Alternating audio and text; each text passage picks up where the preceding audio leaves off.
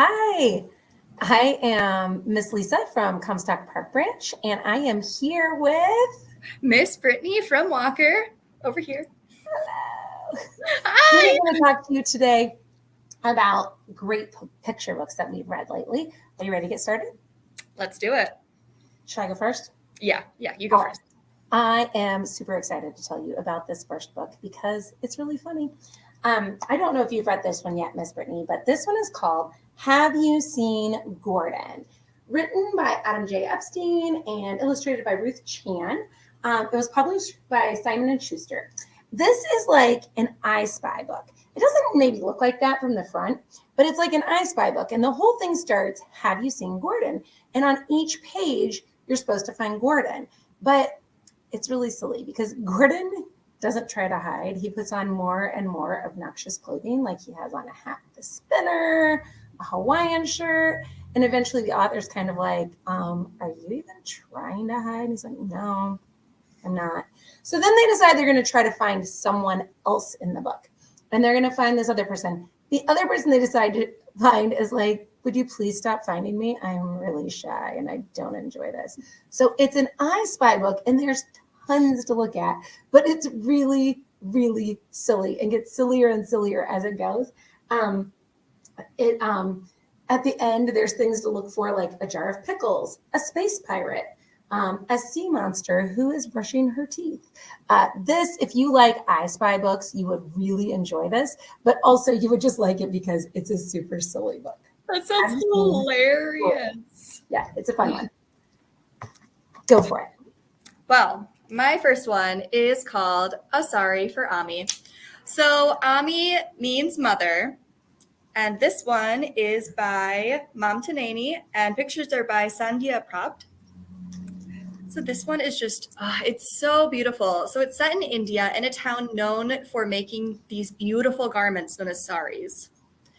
And so saris are worn by women. And the whole story is our main character trying to get enough money together to actually buy one of the saris that her mom has made because they can't afford to keep them. So she's going to do all these different tasks like dyeing threads. It's just really interesting, like vocabulary and colors. It's just beautiful. So I would definitely check it out. Yeah.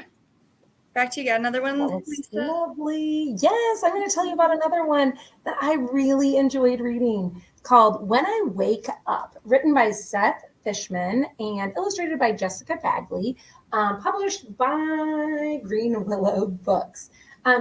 This is such a fun book, but it's also a really cool book the way it's written.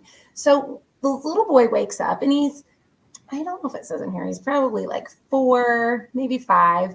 And it's black and white. And he wakes up and his parents aren't up yet. And he's like, when I wake up, here's what I'm going to do.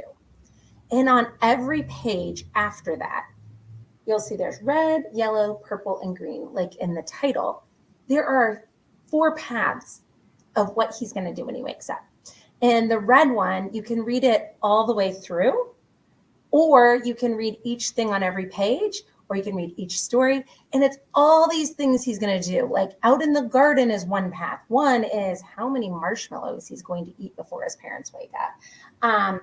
One is going out and being wild out in the street, playing on wheeled toys. And at the end, you have to find out if he did any of these things or what actually happened. The color palette is really cool. And it's a really fun book to check out, to read with a grown-up and a child, and read it all the way through one way and then start over and read the whole thing another time through. And then imagine yourself, what would you do if you got up before your parents got up? What might be your path? What? When I wake up. This sounds really cool. Yeah, it's fun. Like, yeah, I'll have to add that to my TBR list, my to be read. Yes. All right, so I have my next one as well. This one is called Gitti and Kvetch. It's by Caroline Cousin-Pritchard and illustrated by Ariel Landy. So this one is really neat because it has some Yiddish words in it. So that's a Jewish language. And we use some Yiddish words in everyday conversation. Like maybe you've heard of oy vey, nosh, spritz, tuckus, or schmutz. And I really love this one because it's Jewish representation without being about a holiday, right? We need more of that stuff. So the story itself, Gitti is like super optimistic, let's go on an adventure. And everything is rainbows and sunshine. And then Kvetch, our bird friend over here. So Kvetch is a Yiddish word meaning to complain on and on and on. And that is absolutely what Kvetch does this entire story. So he's a little bit negative and she's very positive. It's just such a fun little story of them like exploring their world. Very fun. Totally agree. I love that it's not about a holiday, but still just another piece of culture. Yes. Yeah, I love that. I am going to also go with a book that gives us a little insight into another culture, Looking for a Jumbie, written by Tracy Baptiste and illustrated by Amber Wren and published by Balzer and Bray, an imprint of HarperCollins. A Jumbie Jumbies are found in Caribbean stories, and they are kind of like fairies or trolls. They can be used in many different ways in oral storytelling. They can be a way that parents in the Caribbean might say, if you don't go to bed, the Jumbies are coming. But they also are helpful. They could help you if you're lost in the woods, all kinds of things. They can be funny, humorous. So in this book, there's this repeating line, kind of like, I'm going on a bear hunt. But I'm looking for a Jumbie. I'm gonna find a scary one. And this little girl is out looking for Jumbies. And we get to go with her, and we see on every spread, there's the back of one, and it looks scary. And then it turns around, and every single time, well, maybe feel free to find out, but the Jumbie turns around and is like, oh, you think I was doing this to be scary? I actually just needed to do this because of X, Y, or Z. Can I come with you and hunt for Jumbies? So the Jumbies just keep adding up, and we get to see all these different ones. It's a really fun cadence book to read. And it's just, I didn't know anything about Jumbies. This was new to me. So Looking for a Jumbie is a fun Caribbean tale. Lovely. Oh. All right. So my next one is called What If Pig? And this one is by Lindsay Hunter. So Pig is like the very best friend you would want to have. He's super nice and is just such a joy to be around. So Pig decides to host a party and sends out invitations and plans it all, and it sounds like it's going to be super fun. And then Pig starts to worry. Pig worries that the invitations are going to be lost in the mail, or a lion is going to eat all of his party goers. And he just gets more and more worried about this. And finally, it's just like, you know what? I'm canceling the party. I can't have this happen. And his friends decide to surprise him and support him in other ways. So I would definitely read it. The ending is so sweet. It is a precious book, and I'm sure all of us have felt something like this, some anxiety or worry that maybe our friends don't like us or something is going to go horribly wrong before we even try. What if Pig sounds darling? I'm going to tell you, Brittany, about a friend that's doesn't have quite as nice intentions as Pig. I'm going to tell you about a book called Shish Bob. I love this book. It may have a nice ending, but it does not start with good intentions. Nope. This is one of my favorite books, too, from this year, Shish Bob by Bob Shea. In this book, it's written and illustrated by Bob Shea, and Little Brown and Company is the publisher. Bob is very, very lazy. In fact, he is so lazy, he doesn't even want to have to find food. He would just like to open his big mouth and have birds fly in. So he doesn't have to work for it. That's how lazy he is. Well, he decides maybe he could make that happen if he made a restaurant, Shish Bob, right on his nose. He's going to make a birdseed restaurant on his nose, and have all the birds come. And then when they get there, voila, dinner, lunch. He could be very, very lazy. Well, his plan goes further and further along, and the birds certainly do come, but it doesn't end up exactly like he thought it was going to. Shish Bob is one of my favorite books of last year. It is laugh out loud funny. Adults will enjoy it as much as kids. Once you read it once, you'll probably read it twice. If you know Bob Shea and you like him, it's a very solid choice by this author, Shish Bob. Absolutely. So my next book is called Family Reunion. So this one is by Chad and Dad Richardson, so a father and son, and then Ashley Corin. So a lot of Black American families have family reunions where they have like really distant cousins and family members come together in one location, and there's a lot of food and games and fun. And this is just a wonderful celebration of those kinds of events.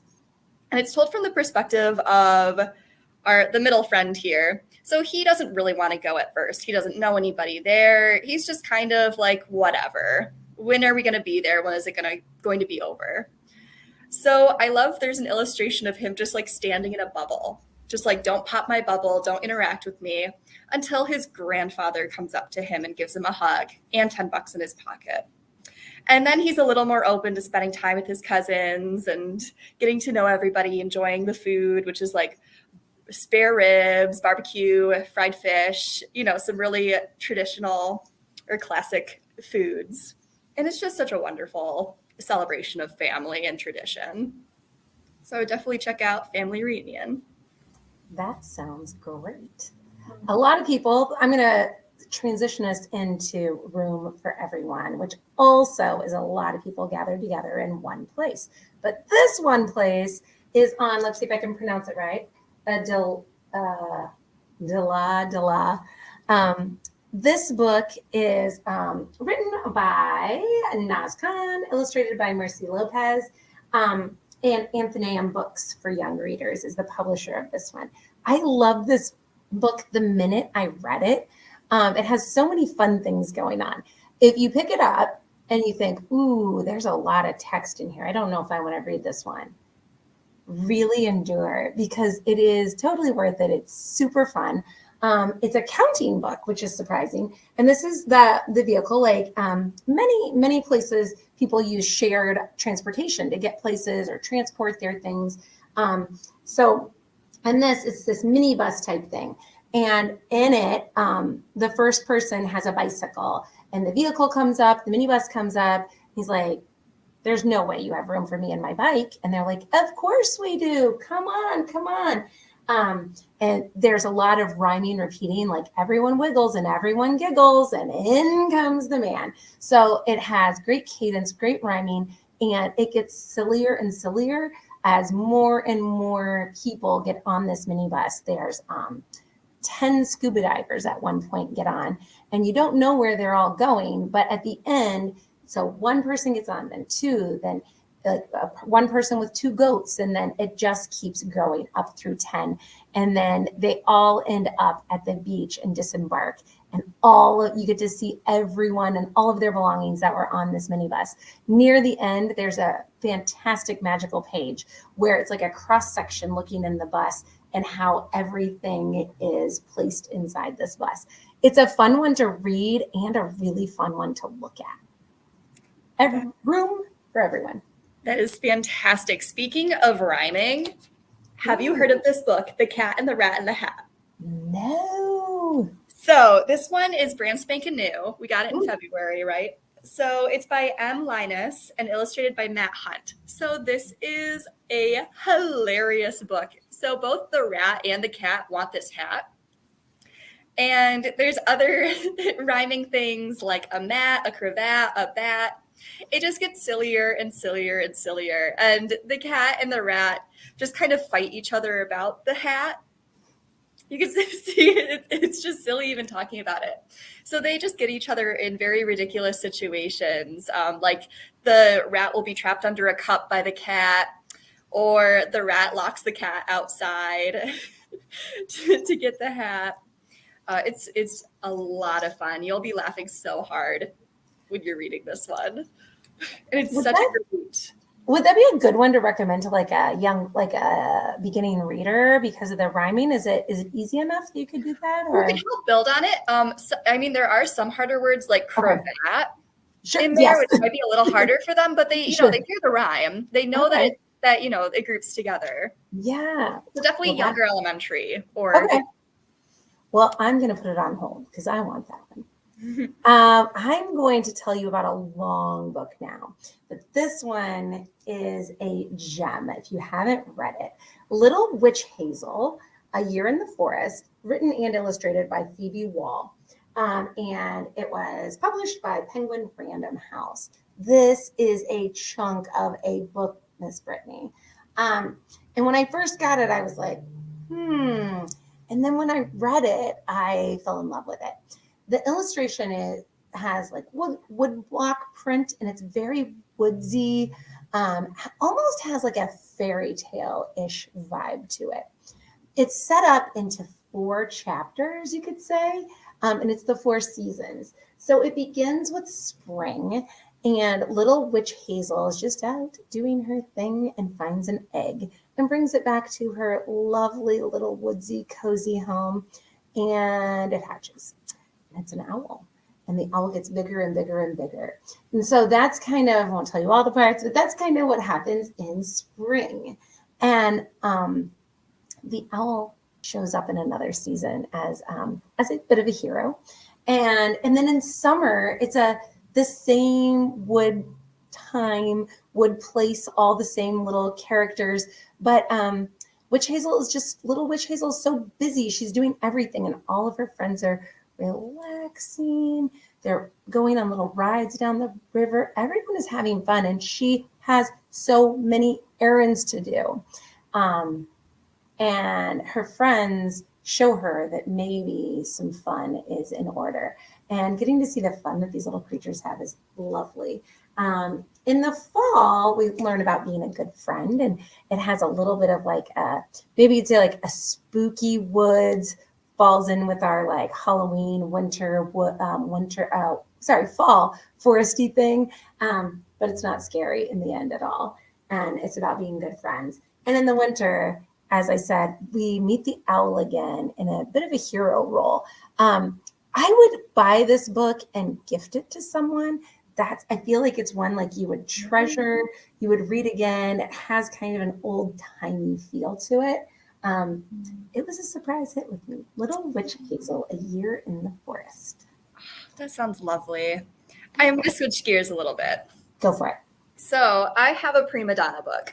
It's called No Fuzzball, and it's by Isabella Kung. So this cat is named Fuzzball, but believes that her name is No Fuzzball because she hears No Fuzzball all the time. Because she is a troublemaker and a prima donna and is just lovely.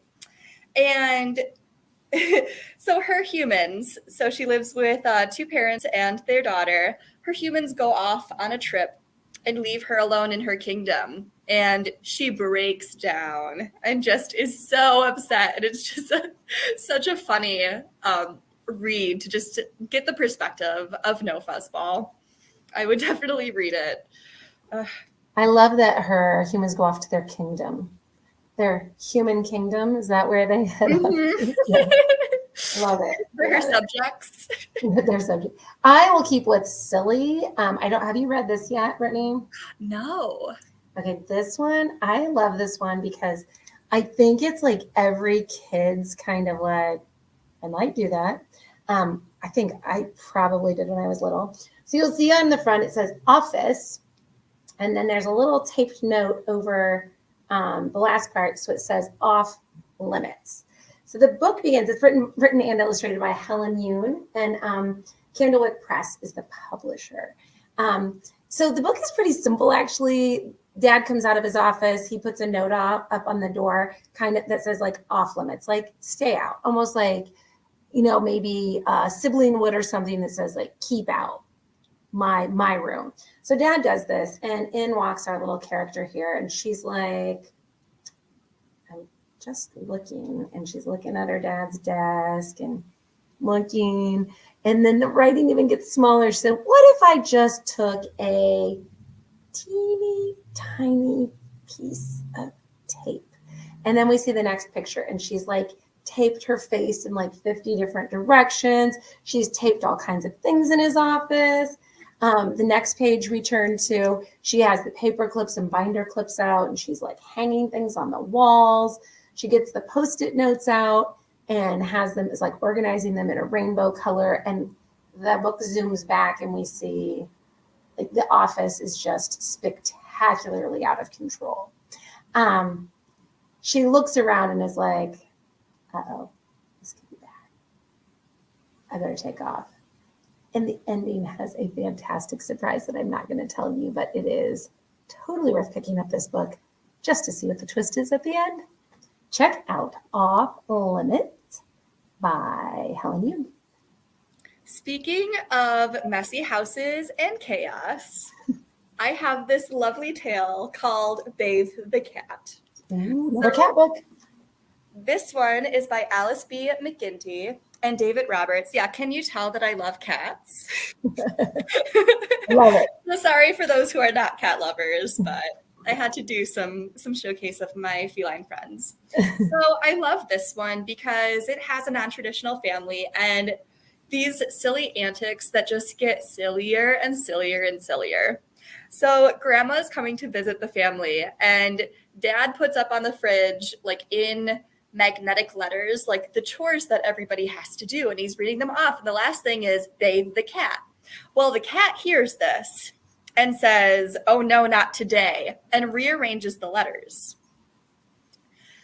And every task on the list, they try to do in the way that it's presented. So it's things like mop the lawn, mow the rug, like, and it just gets more and more ridiculous. Like they're mopping fish, they're just doing such silly stuff. And it's very similar to Amelia Bedelia, if you've ever read those books or know that character. Oh, I just love it. Good to see you. I love that. I want to read that one for sure. Mm-hmm. I'm a big Amelia Bedelia silliness fan. Mm-hmm. I have one more, Brittany. Okay. One more book to show you. You ready? Yep. All right, here we go. My last book is Time for Bed, Old House. It's written by Janet Costa Bates and illustrated by A.G. Ford. This book was published by Candlewood Press. In this, Isaac isn't sleepy. He's staying the night with his grandpa for the very first time. It's actually his first sleepover, and he's really nervous. I bet some of you have felt that way before, staying somewhere that's not familiar. And his grandpa says, well, that's okay. We don't have to go to bed right now, but we do have to put the house to bed. And Isaac's like, what? What does that mean? His grandpa says, come on, I'll show you. And they walk around the old house and say goodnight to things. They turn off lights and tell the lights goodnight. And there is a dog in this one. Snuffles, the dog, comes with them, and they keep, Isaac will say, what's that noise? Creak, creak, creak. And he's nervous. And his grandpa will say, oh, that's nothing. That's just, the door. We just have to close it and tell it good night. And so they walk around, and he's feeling better and better. They go and read a book together. And again, Isaac's like, I can't do this. I don't know how to read yet. And his grandpa says, no, that's okay. You can read the pictures. That's reading a book. And each step of the way, his grandpa helps him feel more and more confident about going to bed.